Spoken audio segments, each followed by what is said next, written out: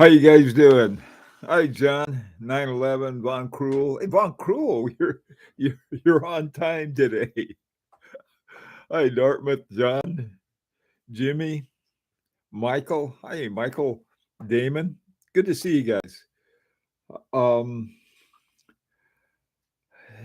Today is one of those days it's going to be cold in the morning and warm in the afternoon. So figured, well, a short sleeve shirt with a sweater this afternoon. When it warms up, I can change into my summer weather thing. This is crazy. Hi, Tang. Okay. Um, let me tell you what I'd like to talk about today. If you guys would like to, also, we're talking about innovation in horology, and I saw a picture of a $57 Timex watch, quartz watch, and it $57 and affordable innovation. Now it's affordable, obviously, given the price. And but more importantly is that way back when the Swiss were realized if they didn't do something that they would have to they couldn't you couldn't make a mechanical watch that was as accurate as a quartz watch. It's still almost impossible, I think. So anyway, so here you have a situation is that, hey, you guys are worried about accuracy to the nth letter, and here you've had it all along.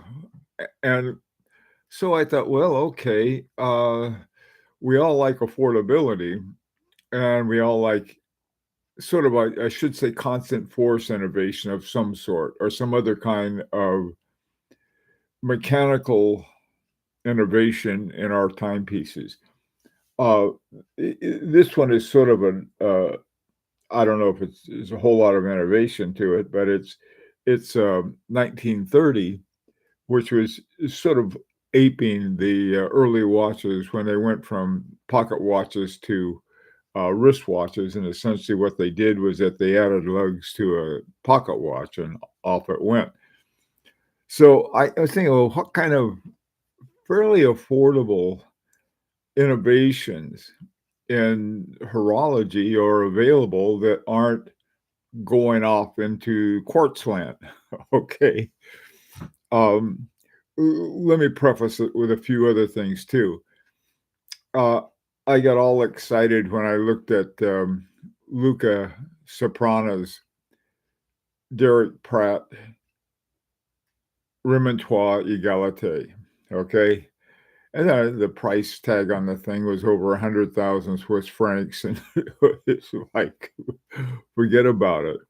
But then I thought, well, there's what can we find, or how do we go about trying to introduce innovation in mechanical watches that either that or sort of rediscover ones that are already there and use them. So that was what I thought it'd be a fun thing to talk about today. Hey, John, surprised to see a Timex watch as an introduction. They've started a new line, which is Atelier. Their new dive watch is surprisingly good. Oh, okay. Hi, Tony. Hey, Fernie. Good morning. Still waiting. Brian, good morning. Good day to you, too. Hey, Rancher. Uh, so I don't know. I just like, here we have, on the one hand, we're mechanical watches, on the other hand, innovation, and the other affordability. So we have sort of a witch's brew that we have of that. Hi, JGH.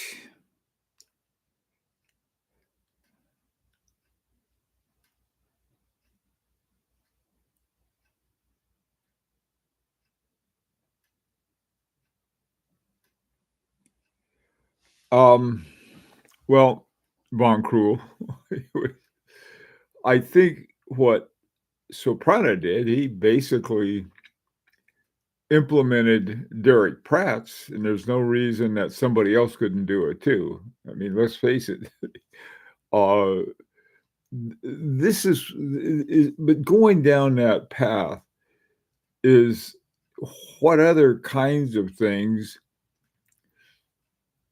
that have some kind of element to them that make mechanical watches more interesting.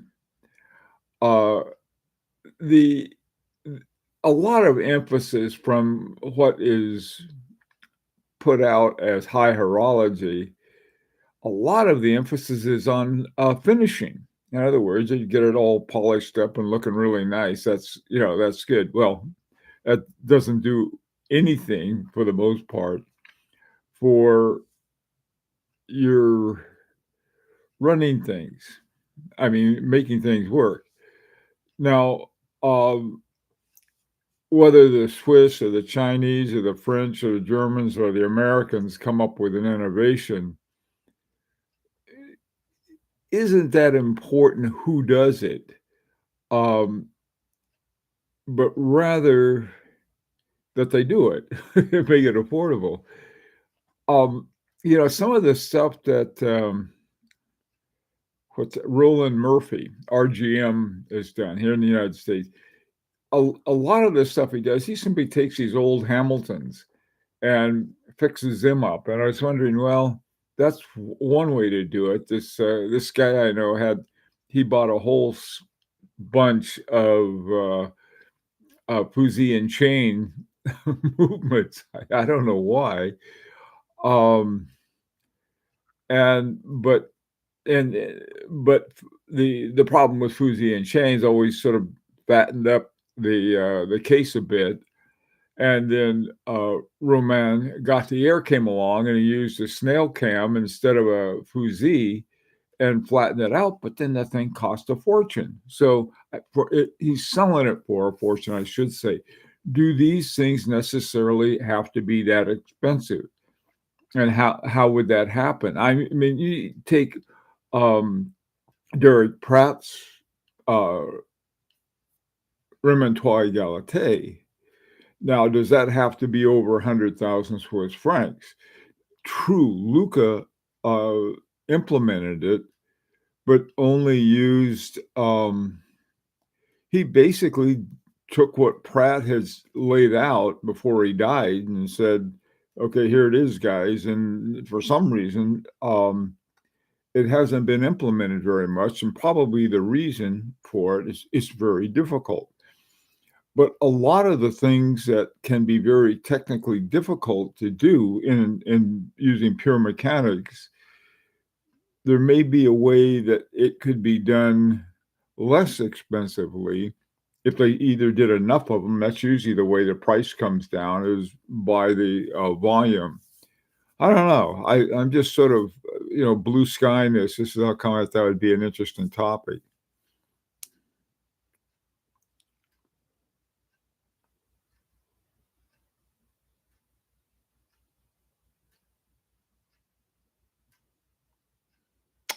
Von Cruel, you're getting a little too close to the truth.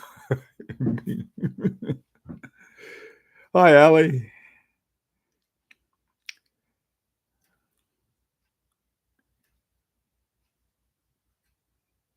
Ah, hmm.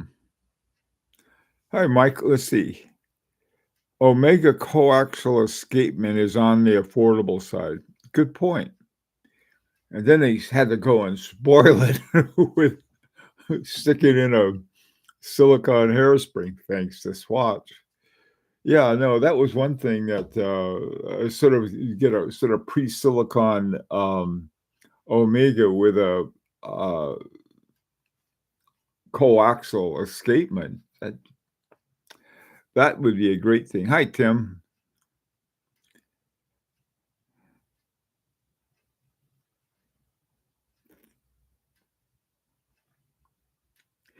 Yeah, Damon, that's what I was wondering about. Well, of course, Rancher, that's exactly what it should be.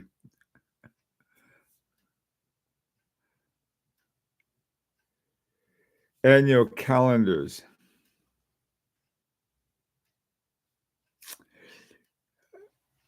You know, come to think of it, that's, Von Krul. There's another thing, a perpetual calendar. What's his name did it? Starts with an O. He did it with, like, took 5 parts and and made a perpetual calendar that took Patek Philippe 235 parts, something like that. Osiris or, God, I'm trying to think who he used to work with. Um, somebody in Junior. I know that's not the German pronunciation of it, but Ogden Junior, I think is what it was. And they had something now that the innovation they had on that, it was relatively, especially relatively speaking, very inexpensive.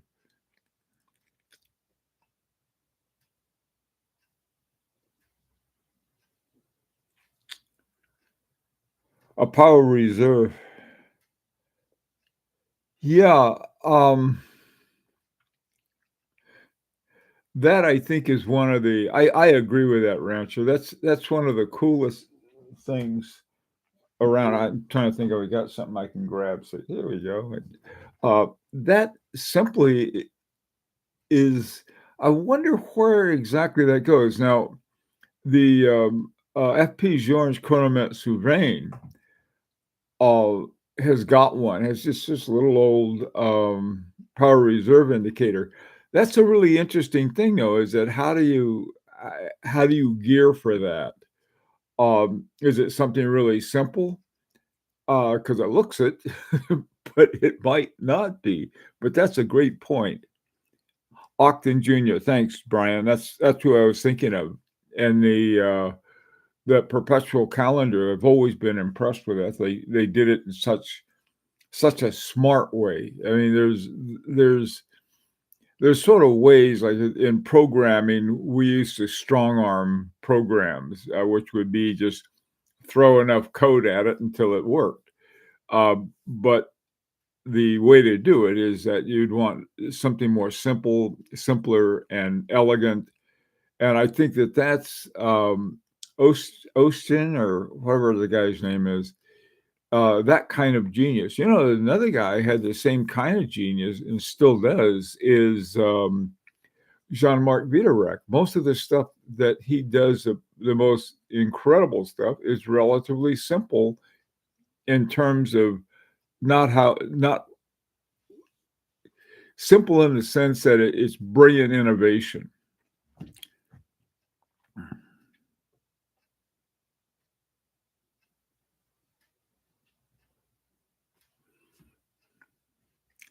Yeah, you can get. I had a tourbillon by Peacock. Thing is beautiful, and then I got my own homemade tourbillon that I got the tourbillon and put it together in a watch. Cost me $100. So things like that, Ali, I think are very affordable. And they must I don't know how they did it, but my little tourbillon works just dandy. So I don't know. And that included the dial and hands and everything. All I had to do was put it into a case and, knock on wood.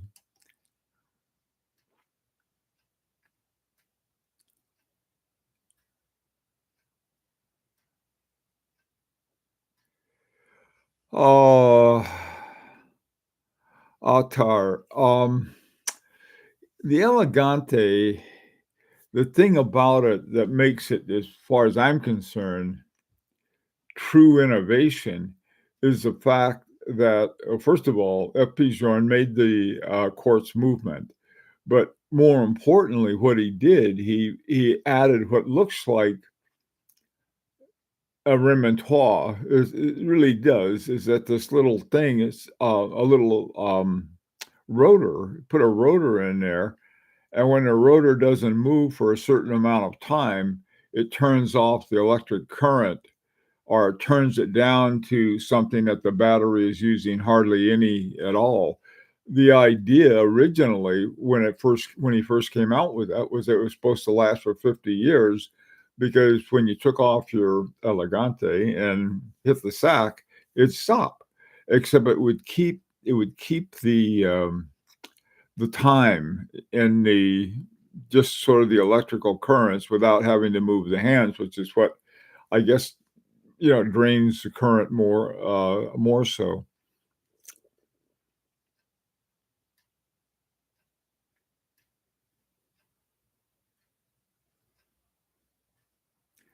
12,000 bucks, JGH. Yeah, that's for a perpetual calendar.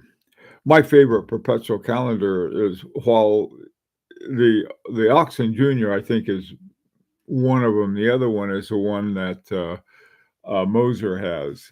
It's funny. The reason I like Moser's perpetual calendar, it's easy to set because that's one thing. I mean, if you've got a calendar that's supposed to last forever, it's got to have some point where you're at today that fits in with all of the other stuff that goes into it, like is it a leap year or not, and so on and so forth. And the good ones have that. But what I again, the brilliant part of H. Moser is that they made it easy to reset. Hey, HRM, the vintage Monarch King Seiko have real innovation. They have an external regulator. This allows you to regulate the movement by turning a screw between the bottom lugs. They sell for 400 Us. Yeah, I looked at that one, HRM, and unless I'm mistaken, it looks like you got to take the back off to it in order to do it. But I agree that's a neat innovation.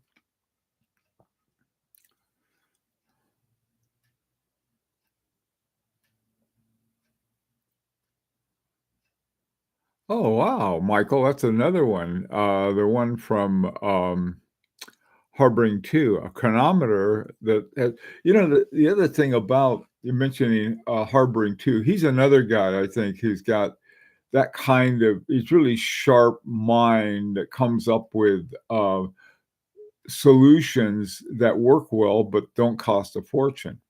One of the watches that I have, and I'm probably going to sell it, but I just because I don't know, I don't wear it. Is essentially it, but it's a mono retropont, and it's got a oh god, I'm trying to think, a Valju 82 or 84 movement in it, and looking at the thing is that they're able to do with one extra hand what usually requires two in a Ratra pump.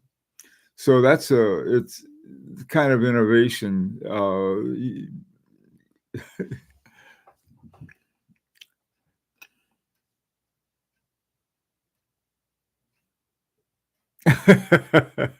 Rancher. Why would anybody want to retire from such a good job?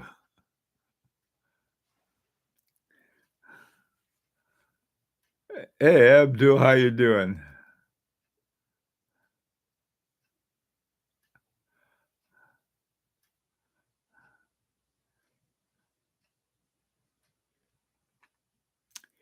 Yeah, John. Fairly accessible and innovative movements. I think the thing with Harboring too, they can only do so much with the resources they have. They use the resources extremely well. I should add right away. But when you start going off and doing too many new things, you can't get sort of the basic thing that keeps the rent up done. Abdul, how you doing, man?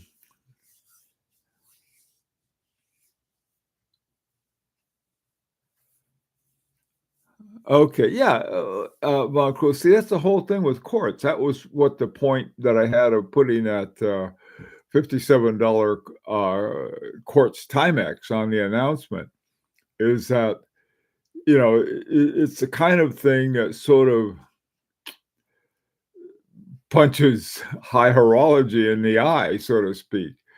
Because what really the whole purpose of high horology was to get people to pay a lot of money for watches, and so they had to have something, and what they promised was sort of a classical mechanical watch that, you could, look at me, some kind of thing like that. But some and, have what they've done is that they have taken these things, especially these younger guys, they'll take something that's a really classic thing, like the Remontoir that Luca did, some of the stuff that, Raoul Page did with his nice big balance wheel, things like that. Anyway, and, again, trying to say, "Okay, well, how do you do that and make it affordable?"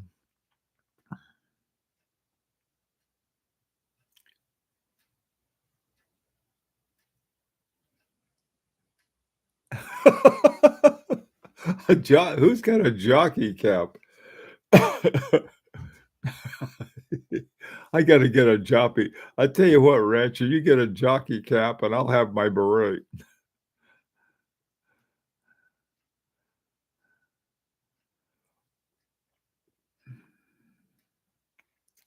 HRM, only the monocoupe case 56KS have external regulators. They have a solid non-removable case back. Let me see about that HRM. Hang on a second.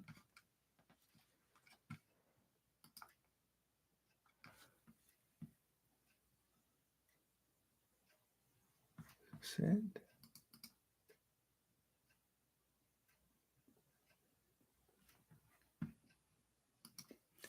What I'm looking for is the thing that HRM is talking about. I had some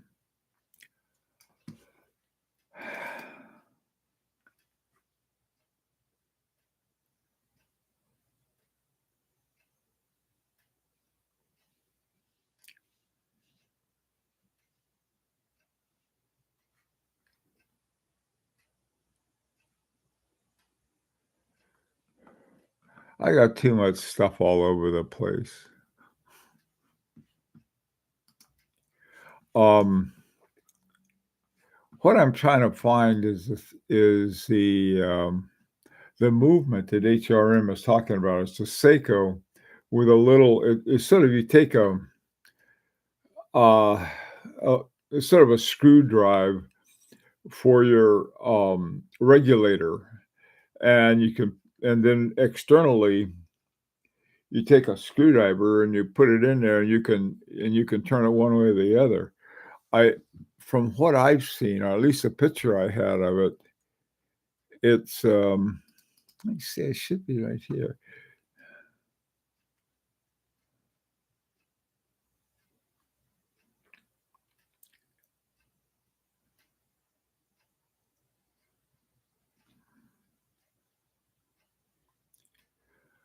Well be darned.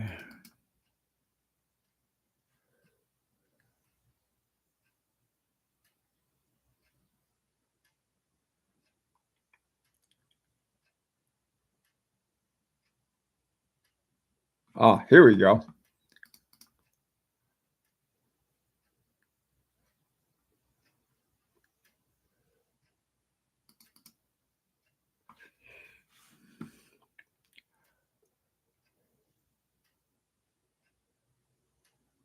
That's not it.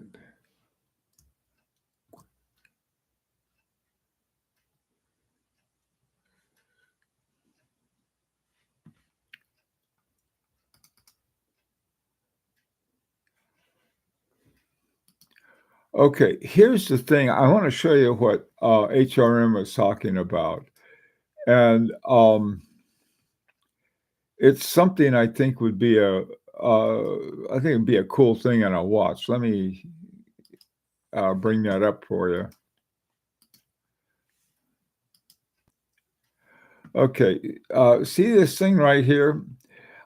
It looks like they've taken the back of the case off, and I think I don't know if you can do it with the case on or not. Possibly so. If there's a hole somewhere here, they can put a screwdriver in there and then regulate it. What it does, it moves this regulator arm right here, this way or that way, either to make it faster or slower, which I think is a great idea. Um, of course, that I I don't make them anymore, so I don't know what happened to them. But I like that idea. Have you heard about the new Urban Jurgensen model just released?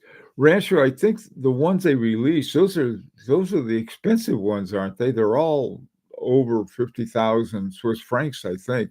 They're fantastic, but they're they're really expensive unless there's 3 that I missed.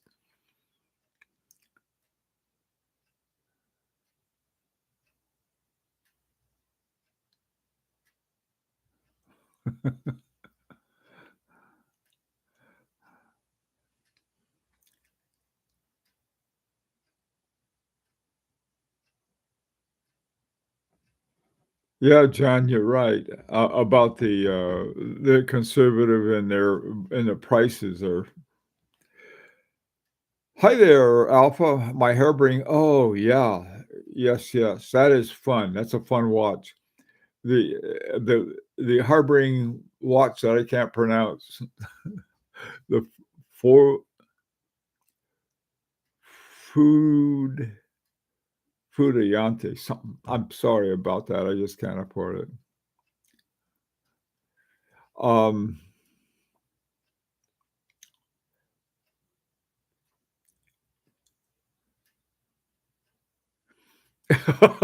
Hey, Jimmy. Yeah, Elegante would be great for Sleeping Beauty.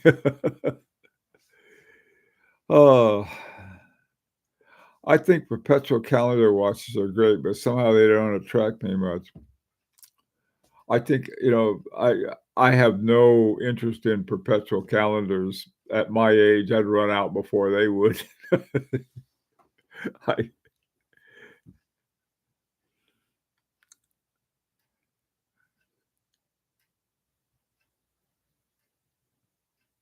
Oh, King Seiko, okay. The hole is located at 6 o'clock in the, case of the thank you, thank you, thank you.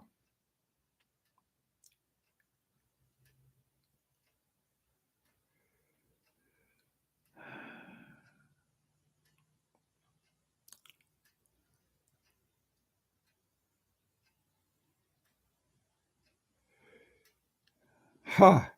Yeah, Van Cruel, I think it'd be much cooler if you could just, take the old watch and have, like, put a I guess where the hole was at 6 o'clock on where's my 6 o'clock? Here it is. Would be down here and have a hole in there that you just go in there and turn the screw to adjust it to either faster or slower. It'd be a fun thing, though. I mean, this is things. It looks like my time is up. That went pretty quick. Me and my, chattering on.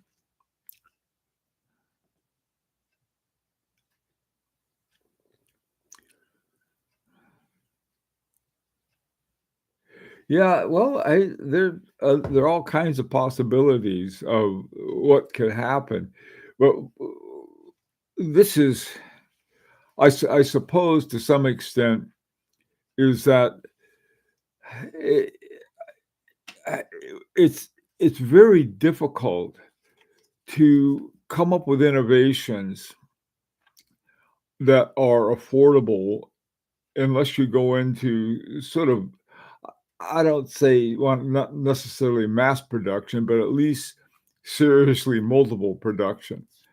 When then they become a little more affordable. Plus the fact that they become very affordable with with the Larique route. However, our current leadership, if you want to call it that, has decided to destroy international trade. So we got to deal with that.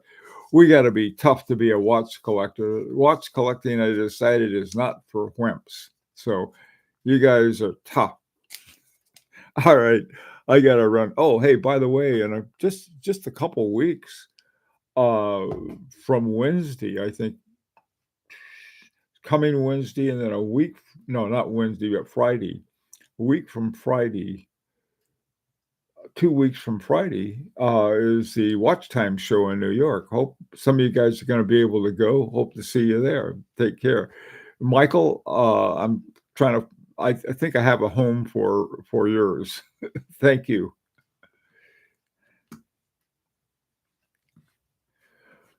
Okey doke. Take care, guys. Have a good day. See you at 4 o'clock, I hope.